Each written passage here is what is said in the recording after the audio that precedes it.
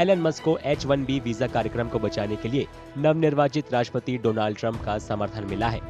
एक दिन पहले ही अरबपति टेक कारोबारी ने कुशल विदेशी पेशेवरों को अमेरिका लाने के इस कार्यक्रम की रक्षा करने के लिए युद्ध तक करने की कसम खाई थी।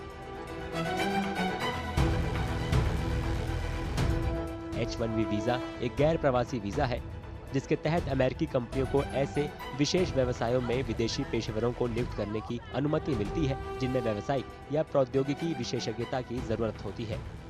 प्रौद्योगिकी कंपनियां भारत और चीन जैसे देशों से हर साल हजारों कर्मचारियों को नियुक्त करने के लिए इस पर निर्भर रहती हैं।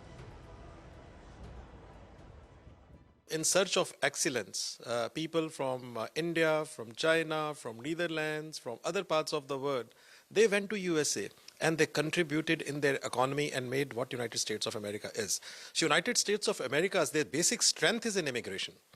So it's not a country of one person or two people. I think it's a country of immigrants. And I'm sure that the new government which is coming up, they will respect those values. America हर साल 65,000 H-1B visa जारी करता है, जबकि 20,000 अतिरिक्त visa अमेरिकी संस्थानों से एडवांस डिग्री धारकों के लिए आरक्षित होते हैं। ये वीजा श्रेणी अमेरिका में रोजगार की तलाश कर रहे कई भारतीय पेशेवरों के लिए अहम है, जो उन्हें ज्यादा मांग वाले सेक्टरों में करियर बनाने का मौका देती है। टेक उद्योग लंबे समय से अमेरिका में कुशल पेशेवरों को आकर्षित करने के लिए ज्यादा H-1B वीजा की मांग कर रहे हैं। America is known for the talent. America is known for the merit, and India stands for that merit. If the Google sees from the India, so how can he replace? That is very difficult for the Google to replace Sundar Pichai. So I think that is very America is facing grappling. One side, America needs talent and the merit.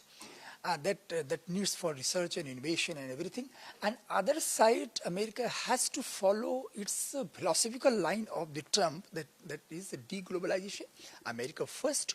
And as far the immigration policy is concerned, that yes, for the timing Indians may face some challenges because of this policy philosophy, but for the long time I don't think so. Trump के कई समर्थक और विदेशी पेशेवरों का विरोध करने वाले इमिग्रेशन पर बहस के बीच H-1B वीजा कार्यक्रम को खत्म करने के लिए लगातार दबाव बना रहे हैं। ट्रंप ने शनिवार को मस्क का पक्ष लेते हुए कहा कि वे इस कार्यक्रम का पूरा समर्थन करते हैं।